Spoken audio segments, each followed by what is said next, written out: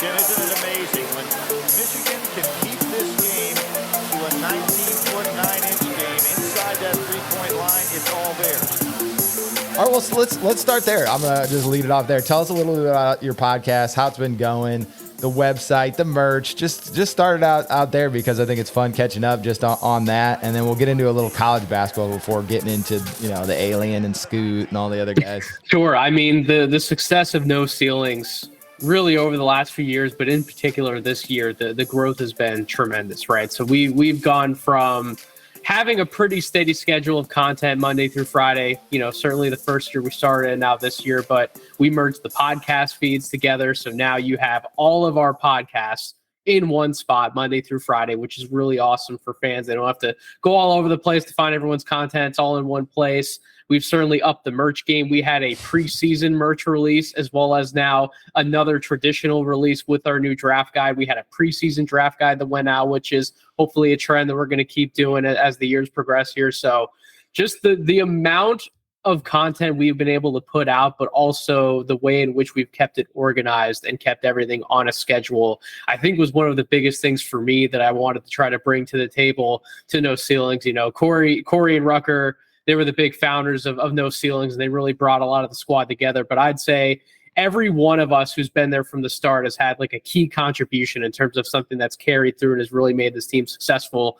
I would say my contribution in that has been we should have the type of schedule in place to where it's not just that we're publishing Monday through Friday, but everyone sort of has their niche on the block, right? Like what are you known for in terms of the type of writing you're bringing to the table, the things that you're talking about? Like Monday, you're getting me, I'm writing the morning dunk during the season. So, it's kind of like your Monday morning quarterback, your recap column, right? Yeah. Like some people are doing like sleeper deep dives, Corey's doing a lot of like the film stuff. The film type stuff and the draft act rankings. Metcalf's doing a Friday screener.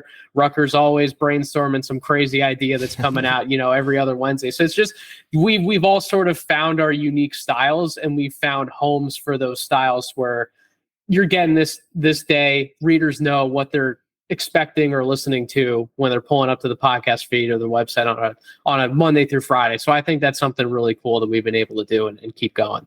A lot of different personalities. That's right. That always makes it better, right? Nobody wants to listen to just the same monotone all the time.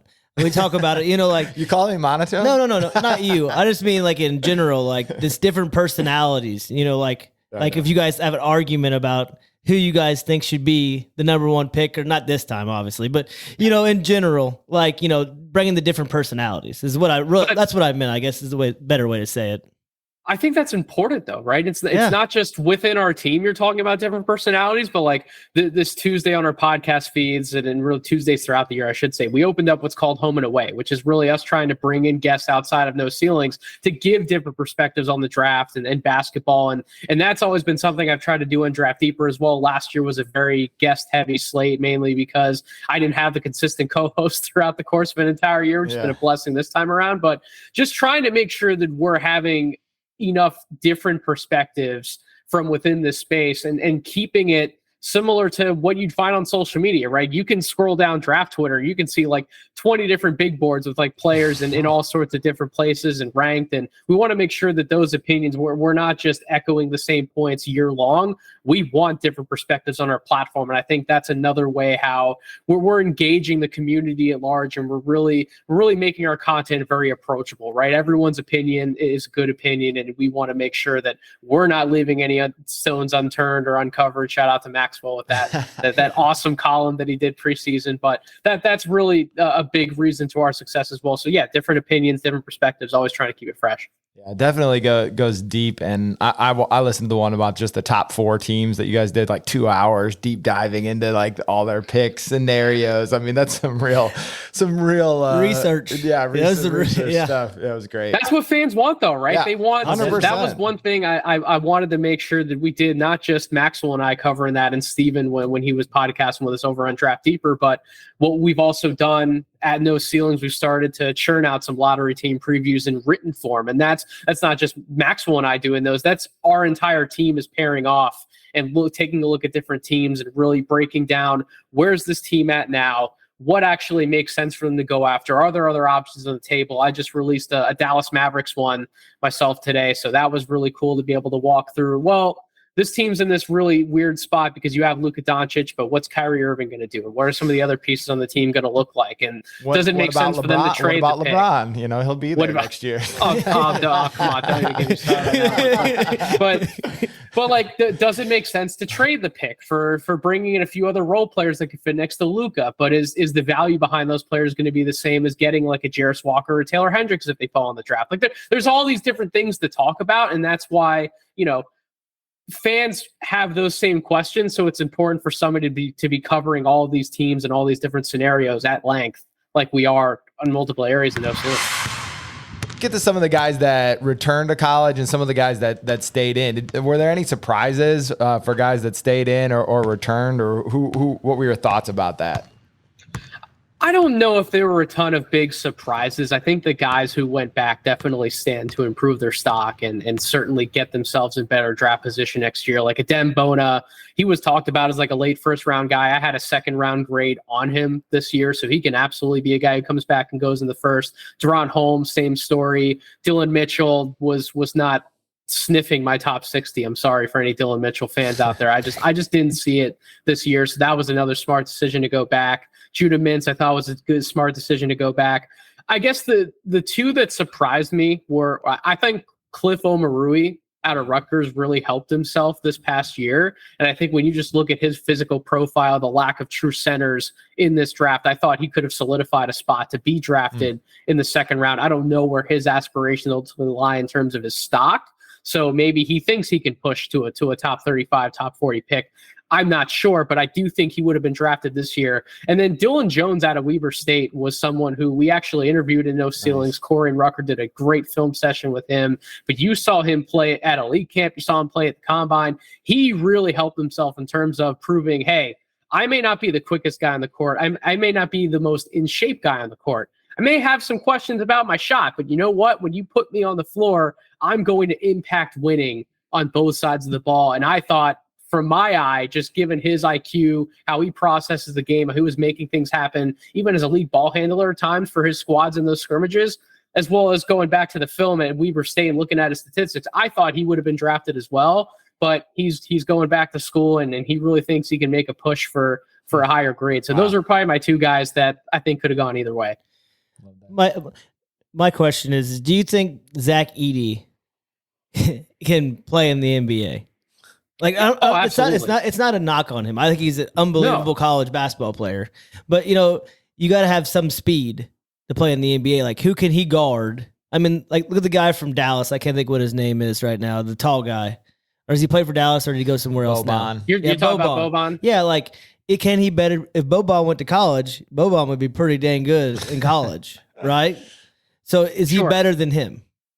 Yeah, Edey projects to be better than a Boban Marjanovic. I'm not saying he's like an all-world, speedster, but I do think he moves better laterally than people would give him credit for. He actually knocks some of the drills at the combine out of the park from a movement perspective for somebody his size. So I do like what Edey brings to the table. I don't see him as this guy who's going to be playing like, 32, 36 minutes a night. He is more of like a 20 to 24 minute a night guy.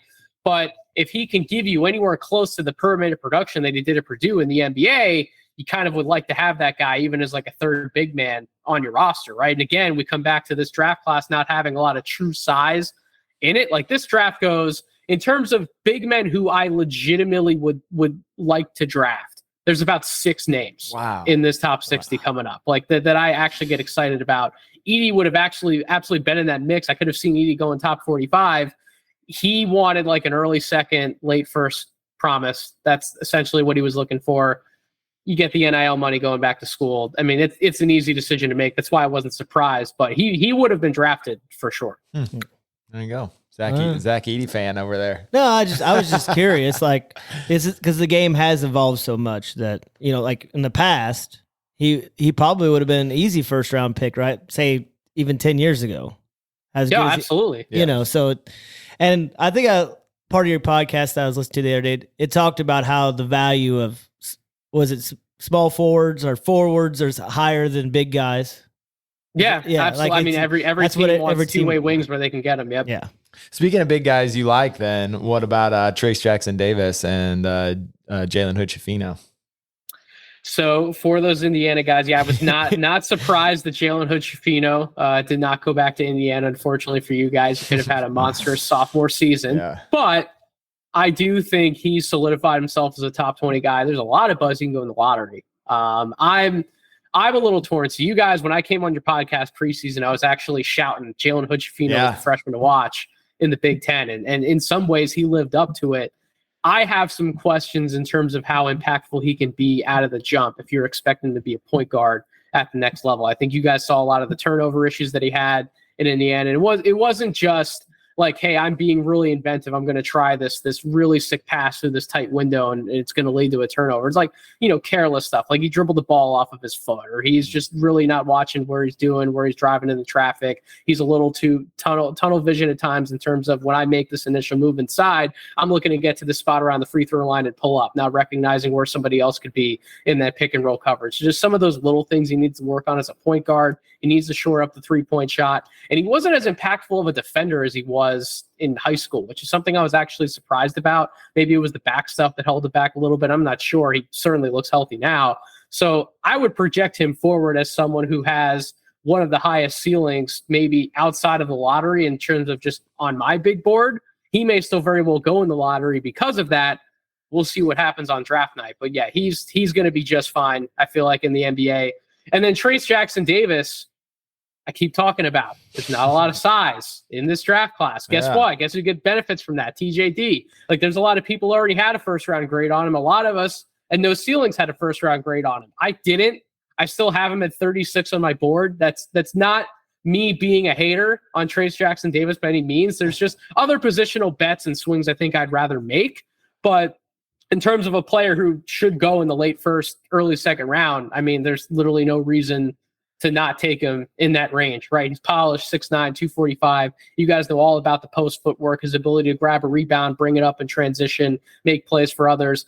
If the dude had a jump shot, or let me rephrase that, if the dude showed a willingness to take a jump shot, I think we'd be having a different conversation. He might be in like top 20, pushing towards the back end of the lottery pretty easily, but that part of his game holds him back. Nevertheless, if you do take a look at what he does bring to the table, there's a lot of, I won't say as good as Alper and Şengün. Alper and Şengün's freaking special. Like I love that guy. He was like 6th on my board that year in the draft, but there's a lot of like Şengün light type stuff going on in terms of what he can handle operating and making plays for others in a half court setting and even grabbing the rebound, bringing the ball up the floor. So he has value in the NBA. It's just a matter of how high do you want to take a player like him when there could still be other guards and wings on the board?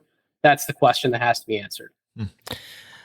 All right, so I have a quick question for you, because you do all these team breakdowns. So if Hood-Schifino, if you could pick one team that you think he could work the best for him in the NBA, what team would it be? Like to get drafted from? I think Utah is going to be knocking on his door, and it wouldn't shock me if they even use, I think he's been popping up there at number 9. If they use the 9 pick on him and not even just like the 16th pick, that wouldn't shock me at all. I'm of the opinion to where Utah should look to go for the best forward or wing available at that number 9 spot, and then circle back around at 16. Which guard's on the table? Is it Jalen Hood-Schifino? Is it Kobe Buffkin? Like which one of these guys isn't going to go as high as we think they will because of some late risers that are popping up in the lottery? Then go that direction with a point guard. But if you believe that Jalen Hood-Schifino is the guy, and the Jazz may very well have that belief because they have a need for somebody of his ilk in the backcourt, right? If he is the type of point of attack defender that he was in high school and he can bring that into the NBA, they don't have somebody like him on the roster that can do that right now. They don't have someone who can create shots in the backcourt at 6'6". They're relying on guys like Colin Sexton, and we don't know whether Jordan Clarkson's going to be with the team or not. They already pushed Mike Conley out the door this past year, so they need an injection in that backcourt, and he could certainly be the point guard of the future for them in a number of respects. So yeah, I'd say Utah should be looking his direction. That'd be a good organization, or that'd be a good place for him to go. Like, so I feel like, and you can't say bad things about teams, but I feel like sometimes that players go these places and it just doesn't work out. Like there's certain teams that they go to, and I don't know if it's the culture, the chemistry, the way they run things. It's like they just never turn out to be as good as you would hope they would be. I'm not going to name all the teams. It's in a pretty good place. I mean, outside of I like Utah. Outside of Charlotte good. right now, I think just about anywhere would be pretty good to go. Like Sacramento now, light the beam. You got a lot of risers. I feel like. But would you say that Orlando's really developed their talent? I mean, they've had a lot of talent in that door. I wouldn't want him going there because they've got so many guards. All right, we're getting off subject. I don't. No. I mean, we can ride the subject for a little bit. I'm cool with it. Yeah, no. I think Orlando would be weird just because they have so many guys. Like Houston right now. Like Houston's culture probably isn't the best because they don't really care about winning, and they're going to let you make whatever play you want and shoot however you want. Like, you Udoka's going to be on those guys. Udoka's going to be on him. He's going to be a great teacher in the locker room for them. I think when you look at where young players go in the draft, there's two things for me that come to mind in terms of they go somewhere, ultimately it doesn't work out the best for them.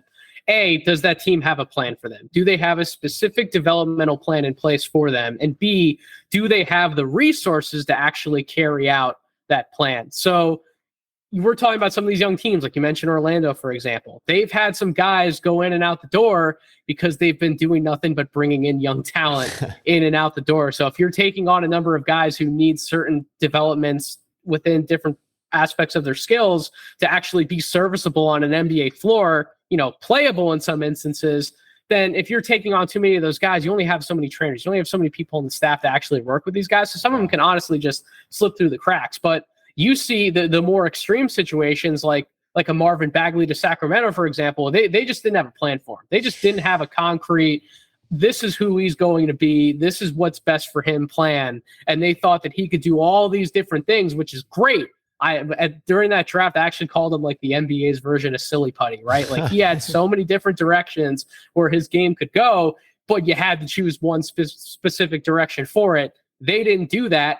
He didn't really get to develop a lot of his other skills, A, because of how often he was injured, but B, because they didn't have that plan in place, and you see him move on to another team. And we see those situations happen all the time. So fit is everything with these prospects. It truly is. So with a team like Utah, at least right now in that backcourt, I wouldn't say they have a lot of projects. So they might have the right resources to be able to throw at Jalen Hood-Schifino and be like, yeah, we're going to bring this guy up in A, B, and C area. And generally, Utah's been one of those organizations that knows how to draft talent, develop it, and win with it. And now you have Danny Ainge there, the freaking master of everything over there, and running operations. And you have a really good young head coach who seems to know what he's doing, not just from a scheme standpoint, but from a developmental standpoint, right? Walker Kessler, 4th in the league in blocks last year. Who saw that coming? So that's why I think that type of organization for someone like JHS would be better than like in Orlando, for example, in this particular instance. I wouldn't black sheep Orlando by any stretch of the imagination, but like just for him. Yeah, Paulo Banchero did all right last year. He was pretty good. Scoot going number 1 from what I heard from your last podcast. Yeah. I know. I've been talking up Scoot Henderson a lot because I don't understand why his number 2 ranking is really coming to this much of question. Like I think in some respects there's some people who are trying to be a little too cute with we're going to look for the best wing available and we're going to put that player automatically ahead of some of the other prospects on a potential big board. You have Scoot Henderson, who's played in the G League for 2 years, has done nothing but produce in that league, regardless of some of the games that you might have said he didn't have all of his energy, or he took some plays off, or he was bored, or you even had Pooh Jeter and Coach Hart say that on my podcast that I did. Like sometimes guys who are that talented, they're looking ahead towards what next, and whether that's right or wrong, it's just something that happens. But when Scoot Henderson's locked in, who else is a better prospect than him in this draft class, honestly, other than Victor Wembanyama? So, and not to mention you throw in all the character things with him, how he is nothing but an awesome human being. Every single person you talk to has actually spent time with him, helped develop him, helped coach him, be around him. No, everyone has nothing but nice things to say about the guy. So I believe between all of those aspects and him personally, he's just going to end up being the best version of himself he can be. That's the type of leader and person I want in my locker room if I'm drafting number 2 overall. Not saying that Brandon Miller can't be that guy. I just know that's what I'm getting with Scoot Henderson, and that's why I would take him number 2 on top of, obviously all the things we can talk about in terms of what he does on the court. I do have Brandon Miller at number 3.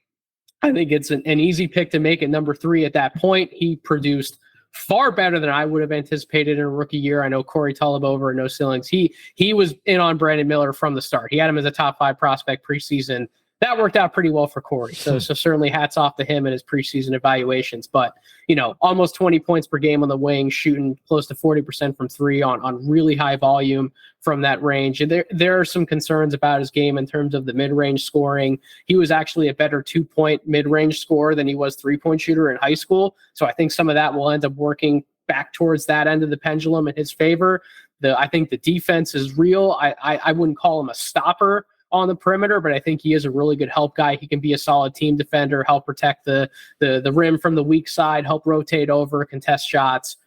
And then you get a lot of his secondary playmaking ability. He improved as a passer, as a guy bringing the ball to the floor, making decisions for others. So there's a lot to like about his game. I'm just not sold on him being this number 1 shining star in this draft class. Because the argument I come back to is if you're willing to take Brandon Miller number 2 in this draft, that means if Victor wasn't in this draft, you'd be willing to take Brandon Miller number 1 overall. Yeah. And I'm just not there. I can't get there. So he's number 3. Then I have Cam Whitmore number 4, like I mentioned earlier, and then I have Jarris Walker at number 5. That's how my top 5 is shaking out right now. Nice. No twins, huh? Yeah.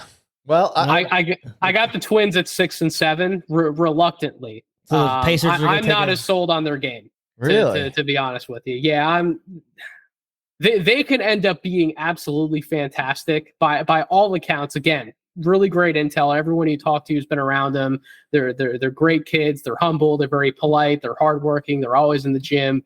So is their chance of ending up them being the best versions of themselves higher than some other players could be in this draft? Absolutely. That's just based on the intel that I have. But there's a lot of question marks in terms of how their production ultimately translates up to the NBA. And even within the Overtime Elite program, I'm not one who's knocking them because of the league that they played in, but I do think given the expectations surrounding them and then possibly being top 5 picks, I do think they could have played much better in that league than they did. There's a lot of different factors that can go into that, but I think overall I was a little disappointed watching some of their games back. But when you just put the raw talent in front of you and you just look at, these guys 6'7", great length, their speed is tremendous. A man could be one of the top X percentage athletes as soon as he walks into the NBA. The star's not that far behind him. You look at what they can be and you go, these guys could be potential all-stars. But you also have to ask yourself, what's the percentage chance of that actually happening? Like that best possible outcome happening? I think it's a little slimmer than people would be care to admit, which is why I still have them inside my top 10, firmly inside my top 10. I just wouldn't feel comfortable taking them with the top 5 pick, even though I feel like Houston's probably going to go that direction unless we just hear the James Harden smoke get out of control, and then that's ultimately where he's going to go. What's the differentiator then between them and Scoot? Because the thing that I worry about, this is like the season where everyone pokes holes in these guys because they're all incredible, and so now it's like you have to find the misgivings. But I see him as there aren't a lot of 6'2" guys in the league who dominate. I mean, you can name probably just a handful of guys. So they've got a lot of the same attributes that he has: elite athletes, questionable jump shot, but playmakers by all means, high character, both of them. So why not take the guy that's bigger? Like what differentiates him from them? I have zero concerns about the jump shot with Scoot. I think how the ball comes out of his hands, I got zero concerns. I think the more reps he gets, the better. He was literally like a few 3-point makes away from shooting over 34% on the year, and in the G League, right? Not in a prep league, not at a shorter line, from an NBA line. So I'll take that first and foremost. And I love the mid-range game with Scoot. The other big thing is Scoot knows how to change pace. Scoot knows how to manipulate defenses, get guys off balance, accelerate, but also decelerate at the right times and really make the most out of the space that he takes. It's not that someone like an Amen or an Asor Thompson can't do those things. We just don't really see it that often. They play, for the most part, at one speed. Even all those crazy assists that you see Amen make in the half court, they're all, as fast as I can go downhill on a line drive, and then I'm trying to make everything happen from one speed, whether that's just finishing at the basket, whether that's the passing. What Scoot does, Scoot is very deceptive, more deceptive than you would think. And I've also seen his athleticism be knocked a little bit from some people on social media, which is really weird because there's plenty of highlights I can find and show you in which the way he explodes to the basket and takes off for a tomahawk dunk, it's like, where did this come from? Like this, I didn't expect this to happen. So I think he's a better athlete than he gets credit for. And then just his understanding of how to play with pace, how to decelerate, take advantage of what the defense gives him in the space that he takes. I think Scoot's way more advanced in those areas than either of the Thompson twins. So would you say that in that aspect, is he like a Westbrook as far, not shooting, but like as far as like his athletic and dunking ability and like in the fast break part, would you compare him to Westbrook then? Just off of those aspects alone, sure, you can make a comparison. I actually think how polished his game is at his age, it's kind of like Chris Paul 2.0. Which is like crazy to say, and I don't usually throw the big name pretty around big a lot praise. for comparisons because that's exactly, you're setting a really high bar when you even throw a name like that around. But just seeing what I've seen Scoot do in games and the flashes, as well as adding all those flashes up to legitimate production, which he's done in 2 years in the G League. I mean, he was 17 going on 18 last year in the G League, for crying out loud. You had everybody going, who the heck is Scoot Henderson? Like we're trying to watch for Jane Hardy and Marjan Beauchamp and Dyson Daniels, and yet everyone's just talking about Scoot because he's out there dropping like 29 points and 8 assists or 10 assists or whatever in a G League game at like 17, 18 years old. Like, dude, that is special, right? And the Thompson twins, for all that we can talk about them and praise their efforts, they did not have games like that in overtime. They had moments for sure. They have plenty of highlights. You can easily fill up a 10-minute highlight tape with stuff that they've done over the last few years at overtime, but they don't have, in my opinion, the body of work that Scoot Henderson does coming in at this stage. And I'm buying in the Scoot. I guess that means that that makes Brandon Miller Marvin Williams. Is that what you're saying out here? No, I think Brandon Miller has decent upside of his own. I'm also just not sold that like Paul George is the right name to use. Interesting. For him, that's been a very popular comparison. For sure.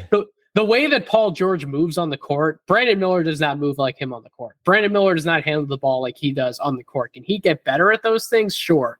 But when I watch Brandon Miller, he doesn't move or operate in the half court the way that I would expect a star to. He doesn't easily get to the same spots on the floor that we would call star spots in the playoffs, where these guys are consistently making these big time shots from to elevate the teams over someone else. Brandon Miller isn't making those types of shots. It's very much so he's going to catch the ball. He's going to get it off as quickly as he can from 3-point range if he has even an inch of space, because when he tries to take someone off the bounce, especially in the half court, it did not go so well for him at all at Alabama. So he really needs to tighten up some aspects of his game and prove that I can shake somebody off the bounce. I can get to these spots in the mid-range and I can operate in the same way like I did against high school competition. I need to prove that I can get all the way to the basket and finish at a high level like some of the best star wing scorers in the NBA can. I need to make sure I can get to the free throw line, up my free throw attempts, to properly add to my points per game average like some of these stars can. I need to prove all of these things before I'm throwing around, a name like a Paul George, for example. That's a pretty high praise too. I thought more like Keegan Murray for someone just from last year, or even Harrison Barnes. Like when I'm watching him, those aren't terrible comps. Those honestly are not terrible comps. I think that's more so. And again, these are great players. Like I had Keegan 5th on my board last year, right? So like that's not knocking him at all. I think when we start to use names like a Paul George, that gets a little too high for me. Is like, can you use a Mikal Bridges? Like, sure.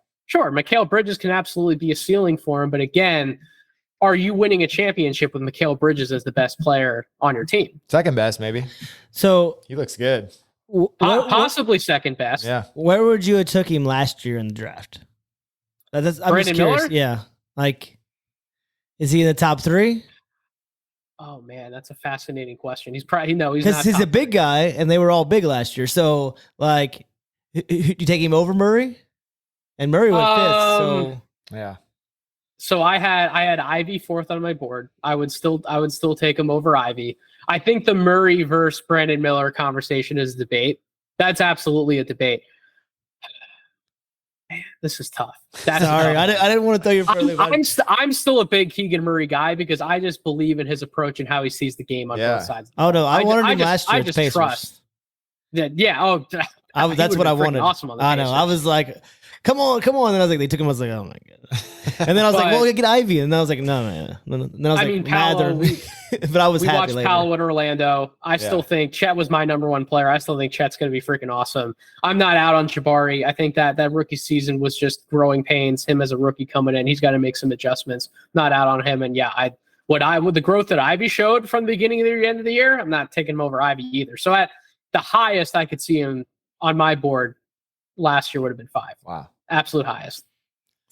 So you would say that the top of the draft, obviously the ceiling's higher. The first 2 picks. Yeah. And then after that, it drops down to a different quite tier. a bit. And then like after Miller, do you think it drops again? Or do you think like that range, how big is that range? You know, like maybe there's a slight gap between Miller and like those other names you're throwing out, like the 4 through 9, 4 through 10.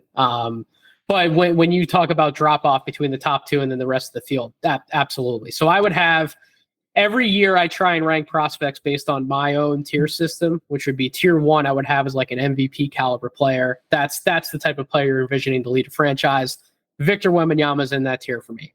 Then tier 2, I would have perennial all-star type player. He can have the ceiling of making an all-NBA team at some point. Maybe he does end up becoming a perennial all-NBA guy, and I got to reevaluate the tier. But that's the tier I would have Scoot Henderson in. I do think he's a multi-time all-star caliber player, someone who's likely the second or third best player on a really good team. But at times, like a Chris Paul, for example, Chris Paul's not carrying you to a championship. But can he be the best player on the floor in high-level playoff games? He absolutely can be. And that's what I see for Scoot Henderson. And then you have my tier 3 would be, I see you as a starter long-term, at least at some point in your career in the NBA, you're going to make it to that starter level. I would have, Brandon Miller, Cam Whitmore, Jarris Walker in that tier. And then the list goes on for a little while after that. And then it breaks off into, sixth man specialists, you get into bench guys. So that tier 3 for me, I wouldn't say it's as deep as I'd like it to be this year in comparison to some prior years. But there are some really good names in this draft, especially when you get to like that 9 to 16. Speaking of that, we gotta get you on the record. Who is someone that is a dark horse for like second best player in the draft? I mean, I think the consensus is, like you said, Wembanyama, but there's always someone in these drafts that pops off. I mean, you look at the NBA Finals right now; these are not number 1 picks. Jimmy Butler is 30. You got Jokic is way down there. There's a couple lottery guys. I mean, Murray wasn't even high, was he? Yeah, no, because he was injured. Yeah. So. You put him on the spot. I know.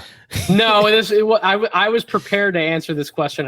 I'm trying to answer it appropriately. I don't want to sound too outlandish when I say it, but I was banging the Bilal Coulibaly drum before almost anyone else in the public sphere in terms of he needs to be in the lottery, right? There were some guys, especially some guys on our staff like Corey and Maxwell, who were like, yeah, I think this guy could be a top 20 pick, like before I had him there. And then because they got me looking at his film even more, I'm watching back and I'm looking at all these things on the film and I'm going, no, he should be in the lottery. Like when we actually put together the strengths that he brings to the table, this is the type of wing that everyone wants to take a swing on in the draft. And it's funny. I'm actually going to be publishing a piece on Coulibaly for No Ceiling, specifically a solo piece. And I'm going back right now and I'm looking at who he was even last year in Espoir, right? Not even just earlier this year, but who was he last year?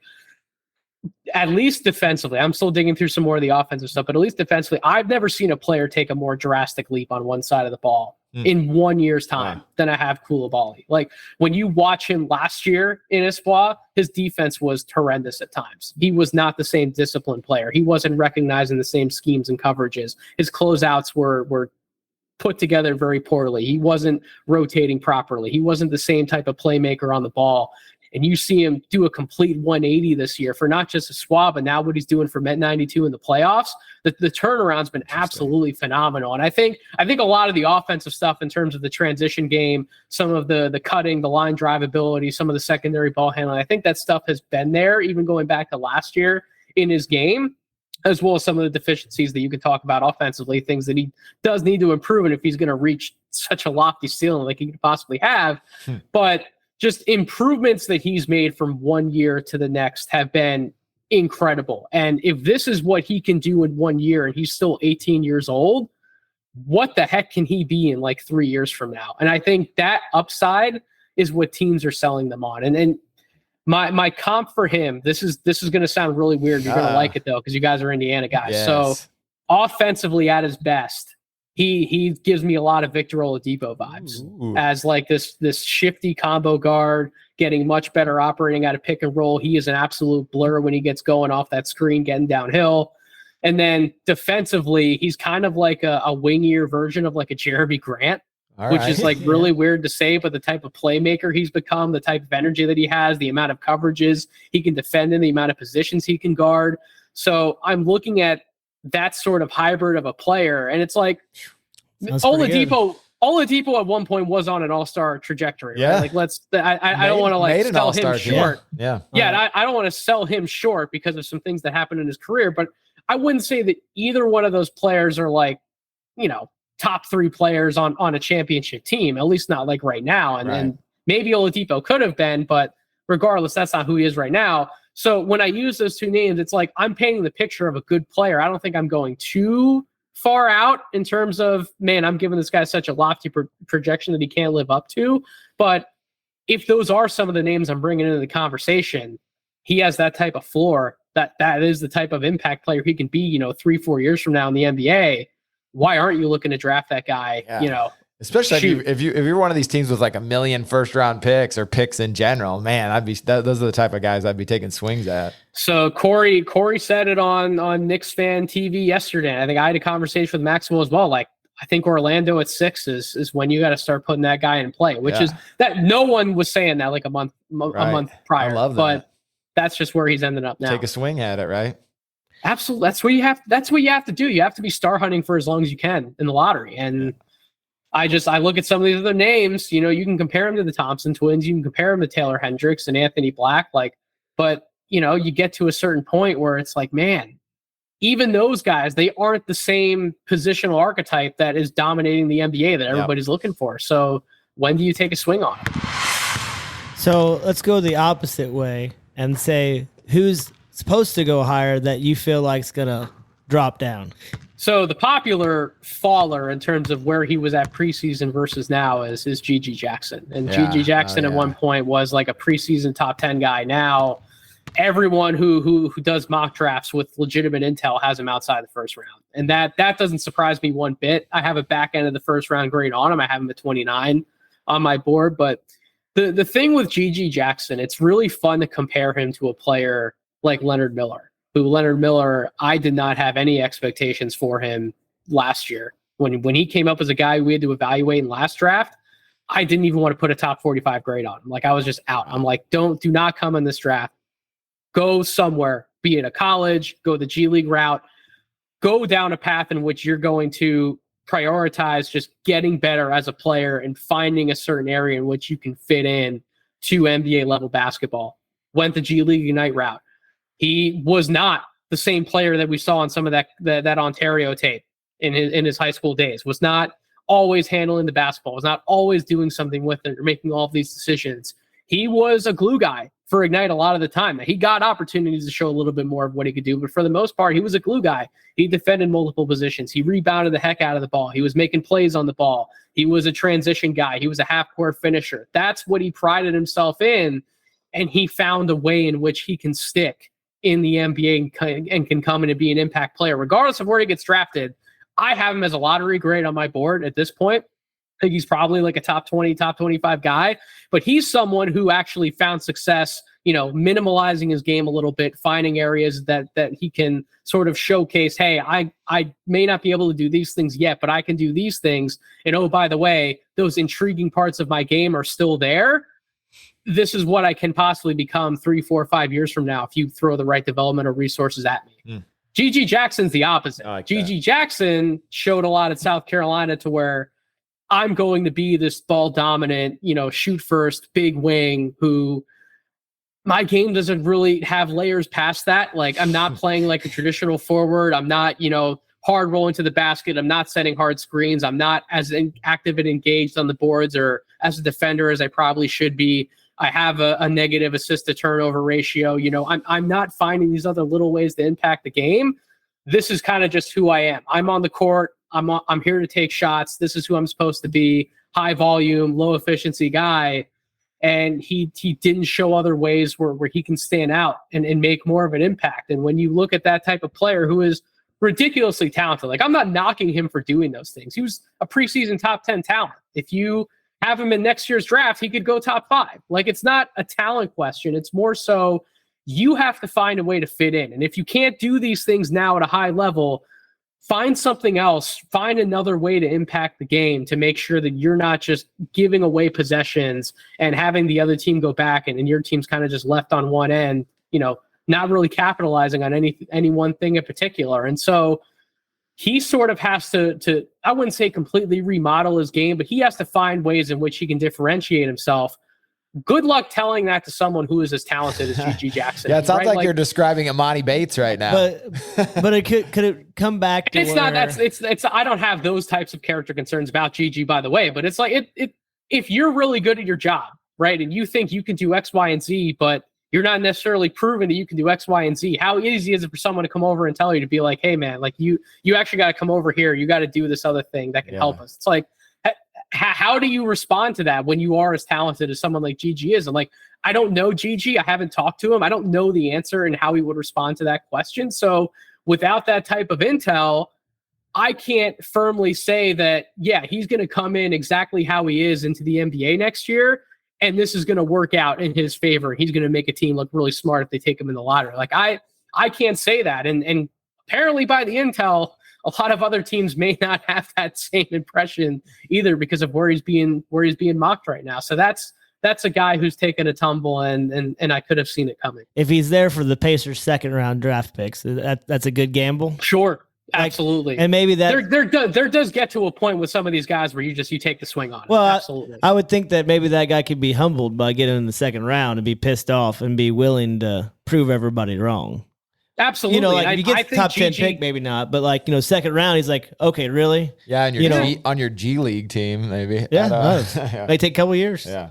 Yeah, and I think G.G. can be that guy. Like Rafael Barlow has done good content with G.G. He got to film a workout session, interview him behind the scenes, and by all accounts, like Rafael was saying, like he's a great kid. Like I don't. Even he was saying, like, I don't understand why he's falling necessarily. So I think he's a good guy who's going to come in and put in the work. It's just you got to prove to me that you are actually going to do these things. It's one thing to say that you can do them. It's another thing to actually do them. He has to prove that to somebody, and if he doesn't during this pre-draft process, he is going to fall to the second round. Well, there's not a lot of teams that want a guy that's 2 years away from being 2 years away, too. That's the other thing. That's true as well. Like, development is, again. What did we just talk about at the top of the podcast? Exactly. We want to go like. By then they're already giving up because the second contract's coming up, and they're deciding if they want to keep him or not. And if they haven't done anything, it's really hard to do that. Yep. For sure. Absolutely. So it puts you in a bind. And if G.G. Jackson's going to be one of those guys who he's on his second contract for another team, not the team that drafts him, why would you invest such high draft capital in somebody who may not be on your team in the next 2 to 3 years? That segues perfectly into trade season. I feel like there's not a lot of trades in the draft, but I've heard more chatter about trades in this draft than I feel like I have in a few years. So I'm curious if you've got a favorite that you've seen out there, or that you've got in the trade machine and cooked up. What do you think on the trades draft night? I tried. I legitimately tried, guys. I wrote a column for No Ceilings where I tackled some of the top lottery questions and scenarios for these teams picking in the top 4. And we know Portland's in this conversation because of what do they do with Damian Lillard? Do they trade the number 3 pick? What type of player can they get back for him? And I wrote out a bunch of trades in my column with teams like Boston for Jaylen Brown, with Toronto for OG Anunoby, with Chicago for DeMar DeRozan, with the Clippers for Paul George. And you look at the framework of what these trades have to be because of the money, because of, what just has to be in there to bring back value for like a star caliber wing. The trades just don't make sense on either side, in my opinion. Like, they really don't. So I don't see the number 3 pick being moved on draft night, but What if about there the, were what gonna about the be flip side? What about moving Dame then?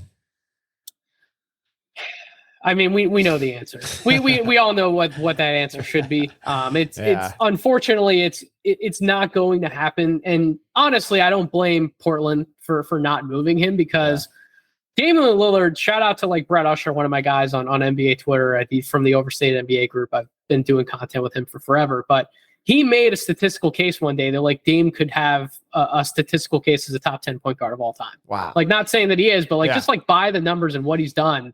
So you're going to move off that player who is a major draw for you as a franchise, who gets you on any national TV games to begin with, who fills seats in your arena for you, sells merchandise, the whole nine. You're going to get rid of that player because you feel like ultimately if you blow it up, you're essentially hoping to walk into another Damian Lillard at some point. Like, that's what the hope is, but you also don't know that that's going to happen. So it's like, it gets very complicated when you actually dissect, past what the talking heads say on the talk shows every single day. It gets really tricky when you try to dissect the why behind why he isn't moving. Would you do it if you're Boston if Scoot falls? What you love Scoot. So here's the first. Let's really I'll test tell you guys. Let's test your Scoot love. You can test me, but I'll test you guys. Okay. I'll give you the trade. So the Portland Trailblazers in this exercise, they would get Jaylen Brown because that's who Portland would want to pair with Dame. The Boston Celtics would get Anthony Simons, Nasir Little, the third pick, and 2029 future first unprotected for Jaylen Brown. So you're telling me, would you do that trade? What's funny is that I think me and Aaron had this conversation, and it's tough because Jaylen Brown's so young. But if you think about how much money he's going to make and how much money Tatum's going to make, I just don't know if they can put enough around them. Like, I heard a good thing the other day. We were talking about Boston's team and what the point guards rated. Like, Smart was like 29 out of 30 in the league or something. White was actually 27th out of 30. Like, they're like, you can only put so many pieces. Like, Horford was like the last one at his position. Like you can only put so many people around him. So if you're Boston, I mean, you are getting the young guy, but you're also getting you're getting Dame, which how many more years can he be Dame? No, not Dame. This is we're keeping it for the That's pick. right. Yeah. And they're getting Scoot? Like Scoot. So Boston would get Scoot in this scenario. Yeah, they get Scoot. So Boston would get Scoot, Anthony Simons, Nasir Little, and a future first for Jaylen Brown. So here's Boston my argument had to move it, smart. They had to move smart. So if you're Boston, good luck walking into the room and telling Jason Tatum we're gonna take two steps back to potentially take a giant leap forward. Yeah. Like, and then if you're Portland, you can make that trade. You bring in the second star alongside Dame. Do you get there?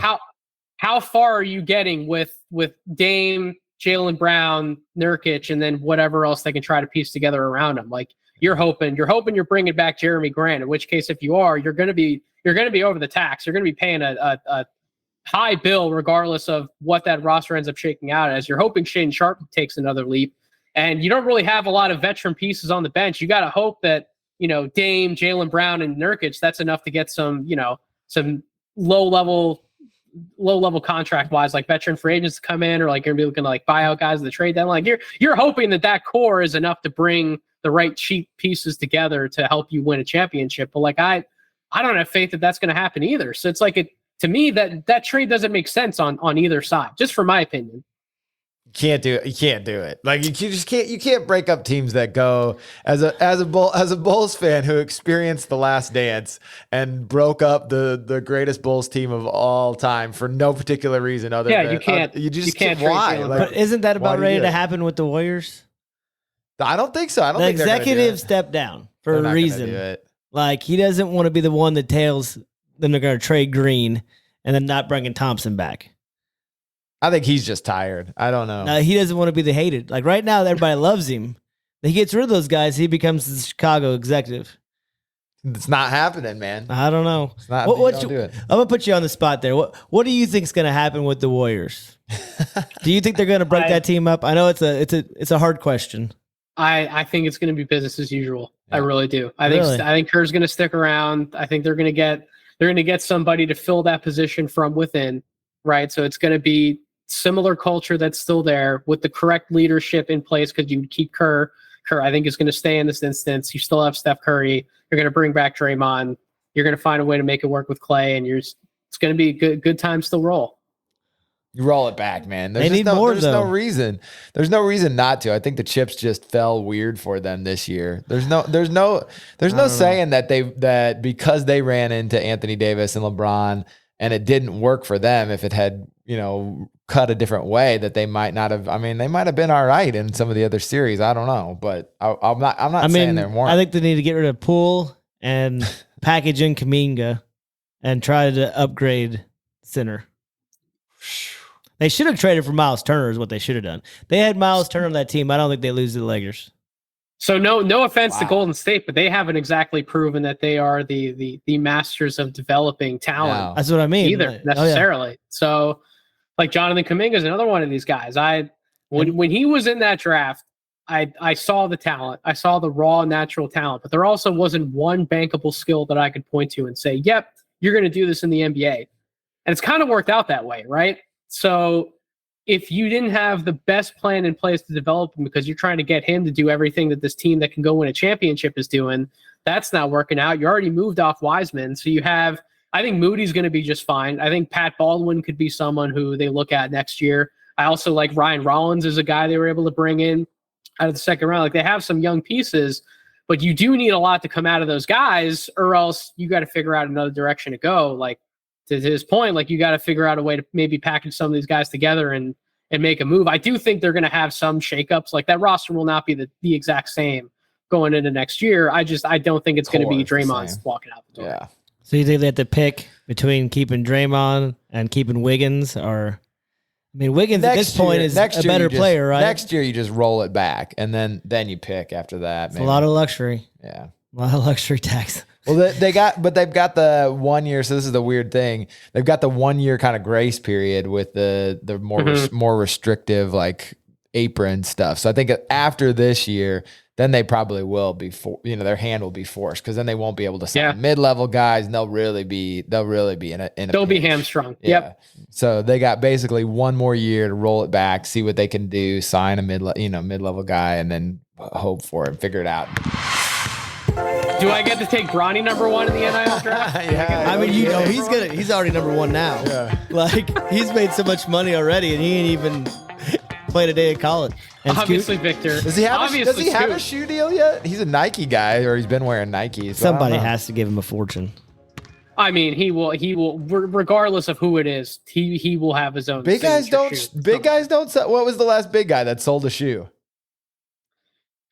I know, right? Exactly. Embiid got it. The two that come but to then mind he's still wearing his Embiid 1s. There's never been an Embiid 2. Yeah, it didn't. So the two most marketable big men, or the big men who we thought would be the most marketable, obviously Shaq. Yeah. Then you got to go back to, like, when Pat Ewing was number 1 overall, and it's like, that's a long time ago, man. Were you born then? I was not born. Exactly. Yeah. So I'm not sure. I'm not sure if I'd take Wembanyama. Yeah, but this is different. Nobody's ever missed their own shot from 3 and dunked it. Maybe. So it's a different kind, and the hype. Look, all right. Like, do you think at this point that Zion deserved his own shoe? Well, no. Okay, but he has his own shoe and it sells. But he's not a big guy. He's not. Does he play power forward? I'd say he plays kind of a hybrid, like power forward. If you're rolling it back, you're choosing Zion number 1 10 times out of 10. Yeah. You're still doing actually, it, and if you're you go still back giving him the shoe deal. To our original podcast before, not with you, but with Aaron, I said I'd trade that pick and I get as much as possible as I get out of it. I said it from the very beginning. I just did not see him holding up in the NBA. I just didn't. I didn't. I was like, you're gonna get way too much, because it was so much hype. I was like, I don't see it. But when he's been on the floor, he's been an all-NBA player. But he's been on the floor. I understand. How old is he? How good was... how old is he? He's, what, 22? 23? 22, 23. His body isn't going to get healthier. But that's not true. If you would have said the same thing about Embiid, he was 23 before he started playing. Like, he sat out, 2.5 years to start his career? So... It's not for sure. I understand your trepidations, but I feel like writing him off right now is dangerous too. We could be sitting here in 5 years, hopefully, and talking about, a couple How Ben All-NBA. Simmons is going to get that jump shot you promised? Nah, he's not Ben Simmons. You were like, Come on. it was the same thing. I was like, I don't want him. And you're like, oh, I'm telling you, he's going to be. And then what happened?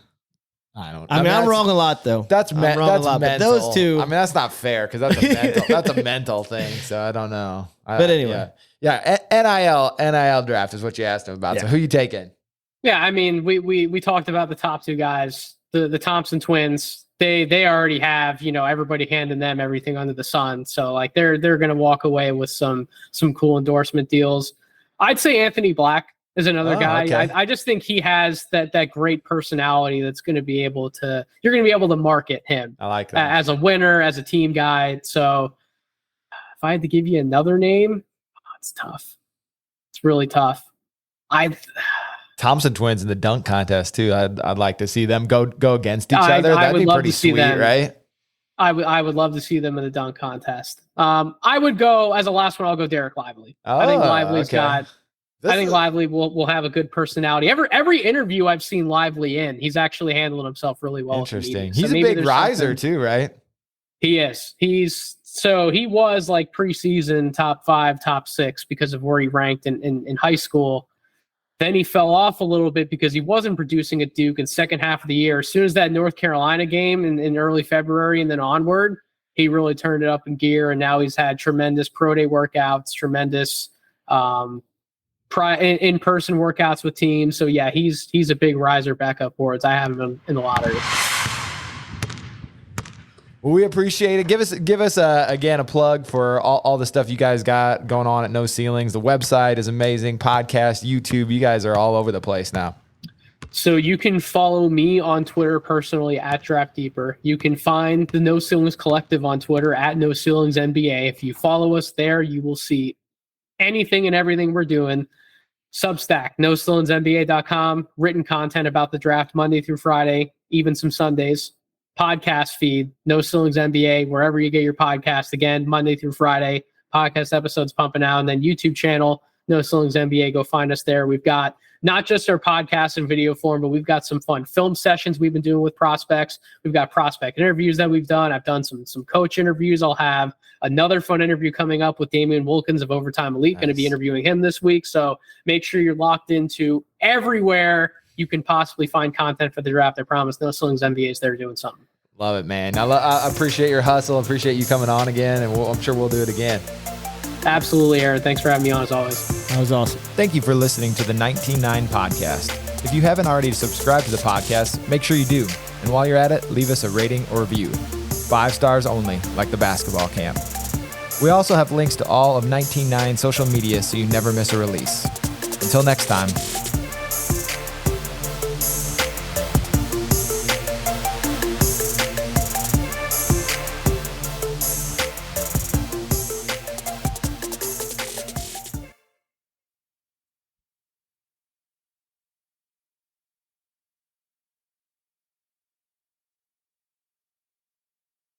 He will, because that season's going to be the LeBron James retirement tour. By the what do you mean? That's next year, right? No, Bronny's in the draft next year, right? He ain't getting in the draft next year. Oh, I'd say he is. Not a chance. Not if he wants to go in the first round. Is he gonna start for USC? Is a better question. I don't know. Is he gonna start? I would sure think so, and I would sure think he's going to be in the 2024 NBA. See, Aaron, top 10 pick. Wow, hot take here. I'm not as impressed by him. It's not a hot take. Jonathan Givony already beat me to the punch like 6 months ago, saying he was going to be a top 10 pick. It ain't a hot take, but it's the truth. I think if you're still out on Bronny and you don't see him as like a top 25 pick in the next draft, just go back and watch some of the senior year tape. Okay. I mean, he go looks back and good watch some of the updated tape. It's good tape. Yeah, I'll have to check it out. I mean, he should be talking himself to be in the next Jalen Brunson or Mike Conley because he's little. Like, hey, if he's Brunson, that's pretty good. It is. Like Brunson's turned into a really good player. Start talking himself up. LeBron needs to start saying that to people so it gets out in the ether. Oh, I think he will. I think he's going to do a great job. Yeah. For sure. Oh, definitely. I mean, I know I don't know if I've seen it, but did you guys put a Pacer one out yet? We have not gotten. I was the Pacers. searching for him because that's coming. Yeah, Uh-oh. It's coming. So this coming Monday when we're recording this, so Monday, June 12th, I believe, for the audience. Because theirs is a really tricky one. Because I just don't know where they go with that. Because I'm a big Pacer fan, so like I'm like, well, do you really want somebody young, or do you? I mean, unless they draft up and get like Brandon Miller, but like, do they want him? I don't know. Like, I don't know where they go with that. Like, how many young people do you want to have in your team for the playing time purpose? Like, I've listened to your podcast, you know, like we were talking about, like, you get too many young guys, there's only so much playing time. Like, obviously they got Halliburton and they got Nimhart, so you don't want a point guard, you know, and then like they have Buddy right now and they have Matherin. Like, Matherin's going to want to start. Like, it's only a matter of time, you know, and then they're small forward and they could possibly upgrade there. I mean, Chris Diorte, is he actually going to be a valuable option, or are they going to trade him because great first season? Last season he was hurt a lot and didn't really show much. Like, so what you're saying is valuable. what should the Pacers do with their pick? They got I don't know. What do you think? I love coming on an Indiana podcast because we talk about the Pacers, the Hoosiers, we get into all that fun stuff. Yeah. But so the Pacers are in a I don't want to fascinating give away what situation. you're going to do though. Don't give away your information. Give a little preview. Well, no. So we already previewed the Pacers on a Draft Deeper episode already. Actually, when we started our lottery team previews, we started with the Pacers and the Jazz. Those were the first two teams we whipped out. So when we're talking about the Pacers, they're in an interesting position because of the style of basketball they play. It's very up and down. It's very connective. It's very similar to what the Oklahoma City Thunder have done out in the Western Conference. So when you build that type of system and you have the right pieces in place, it's not just the youth that you would take into account necessarily, but it's the right type of player, right? So who's going to keep the ball moving within the offense? Who's going to play up to that transition style? And then who's going to offer you the same type of support defensively? Who's going to fit that identity of, we may not have a bunch of guys who you're throwing at somebody to stop them one-on-one on an island, but we have so many players that recognize where they need to be and what they need to be doing within help rotations, all that stuff. So they're making a lot of plays on the ball. They're getting a lot of steals. They're getting a lot of blocks. So who are the types of players that actually fit into those identities? And to me, it's Jarris Walker, it's Taylor Hendricks, and that's the conversation, right?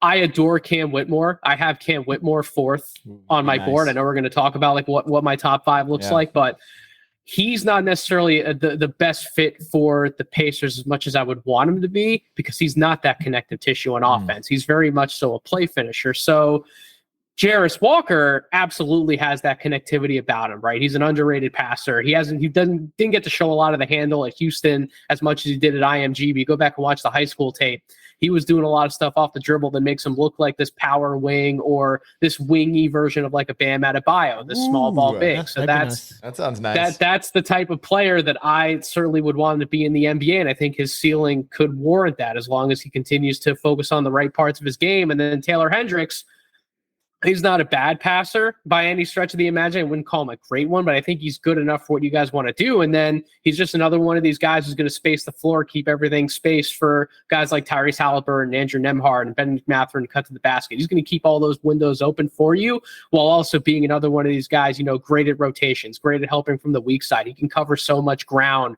He can get from one side of the court to the other much quicker, I think, than people anticipate. I got to see Taylor Hendricks up close and personal. That was with Corey. That was like one of the big things I said was how quickly he was getting from one side of the court to the other. So like those two forwards, there's a reason why they're being talked about a lot in the draft, because they are that good and warrant a top 7 pick. That's who you want. If you can't get one of those guys, I could see maybe opening up some exploratory conversations about trading the pick or looking a different direction with it. But I do think one of those guys is going to be there for the Pacers at number 7, which is why I would just keep fingers crossed, keep the faith high. You guys are probably bringing in an impact player next year. That sounds all right. Oh, impact right away. You think both of them are? I think both of them are impact players right away. I'm not to like, make their expectations like too high. style? Or you think at the level that Matherin had, you think that they could be like all rookie first or second team. Yeah, absolutely. Yeah, I mean that's pretty good. I mean, I'll take it for sure. I just didn't know what path that the Pacers were going to take. I didn't know if they would try to trade up, and if they didn't trade up, if they would try to take that pick and some better picks and maybe try to go get an OG and an Obi or something. because they're defensively they don't really have a really strong defensive player besides Miles.